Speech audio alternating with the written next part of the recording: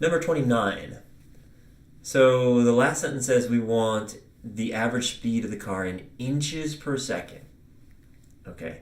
Inches per second means inches divided by seconds. Now, you could do this in a traditional way, but I would say checking your work with real numbers is super valuable. It's an easy question to get wrong, for sure.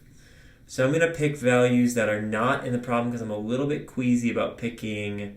I could pick easy numbers here, but I have a calculator on my side. I don't need to pick the easiest numbers ever. I certainly could, and that might be a good way of proving how easy this approach works.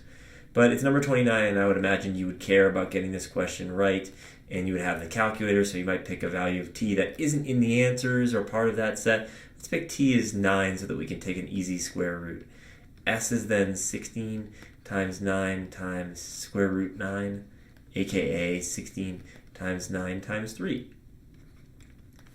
Right, and I believe, let's see, 16 times 9 is 90 and 54. That's 144. 144 times 3 is, I believe, 300, 420, 432. I believe. I'll use my calculator just to double check here. So 16. Oops. 16 times 9 times 3.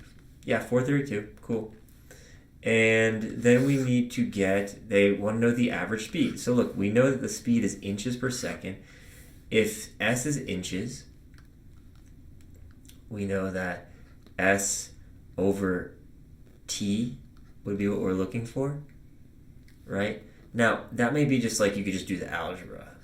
But if you needed to use the numbers, that would be 432 over 9.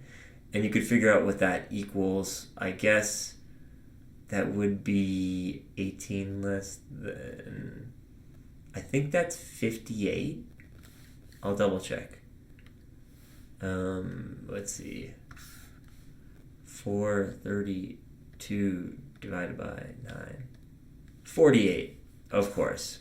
Yeah, because times 5 would get us 40. Yeah, okay. So we're looking for 48. So you're looking for 48 when you have these values. And of course, you could just go through and find out now. So like, since root t is 3, you could get rid of some answers pretty quick here. Right? Like A is wrong. B looks pretty good. C would be 16 divided by 3, no. And D would be 16 times 9, which we know is a pretty big number. So no, answer choice B is correct.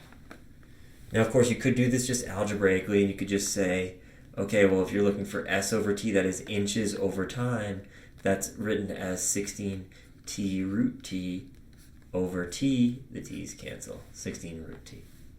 Answer choice B. So that's number 29. I think using real values here is a way of checking your work more than it is the absolute most important way of doing the question. So there's 29.